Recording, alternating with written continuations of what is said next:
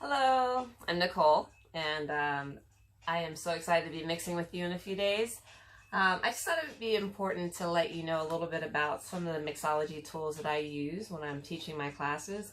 It's a little different when it's virtual because I can't come to you and I can't provide you with the tools that we use in the class, but I can let you know about them at least. And I don't expect you to go out and go buy these tools. You can actually use stuff you already have handy in your kitchen, in your bar already. But if you have some of these things, great. But if not, don't worry about it. Don't sweat it. Your drink's still going to taste amazing.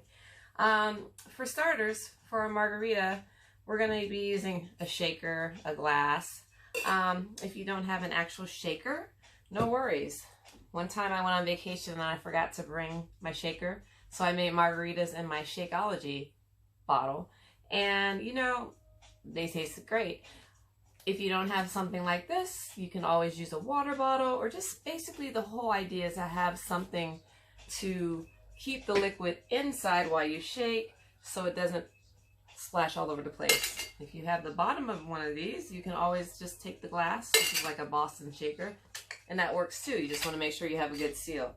So that is what we shake with. You want to have a knife, cutting mat, cutting board, or a plate for cutting up limes.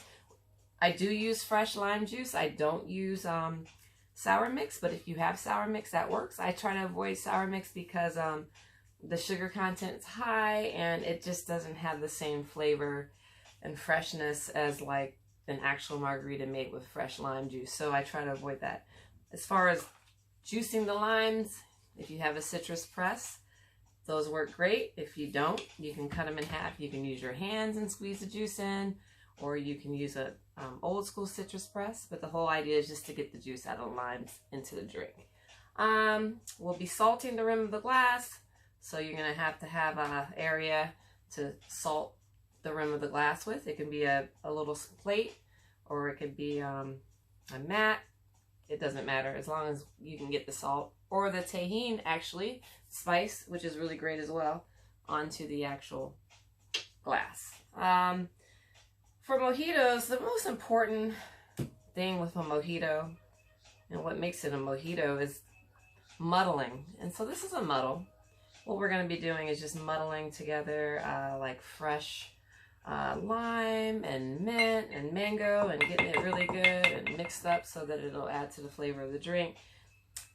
If you don't have a muddle, you can use a wooden spoon. You can use the handle of like a big knife. You just want to make sure that, especially if you're using glass, if you do start muddling with something that's metal or really hard on the end, you have to be careful. You can actually do it too hard and break the glass. So that's why they make these with rubber ends, so that it's safe. So that is important. Also, for measuring your alcohol, a jigger works great, but you can always eyeball it if you don't have one of those, or use a measuring cup. As long as you just have the amount of liquor that you want in the actual drink, that's what matters the most. For the mojito, we won't be shaking it. A bar spoon works great for mixing it up. If you don't have a bar spoon, you can just use a regular spoon. It's all good. Let's see. I think I have covered pretty much all the things that you're going to need. Let me just look at my list real quick.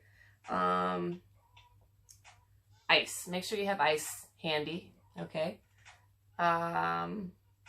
Yeah, so that's it. I mean, like I said, you don't have to go out and buy all this stuff. You can just use what you have available. So if you have any questions, just let me know. And I can, I'm going to walk you through every step for making the drinks. So don't worry if you missed something or if you didn't see this video. But I just wanted to just kind of give you a heads up before we started, just so maybe you could grab the stuff that we needed. But like I said, don't go out and buy. You don't have to do that. I mean, it's not that serious. But if you're really interested in mixology and it's something that you see yourself doing and you do want to invest in a nice little kit, I get a lot of my supplies off of Amazon, and if you want some recommendations on some good brands, I'd be happy to let you know at the end, or you can always reach me beforehand. So once again, looking forward to Thursday, and if you have any questions, just reach out, all right? Peace.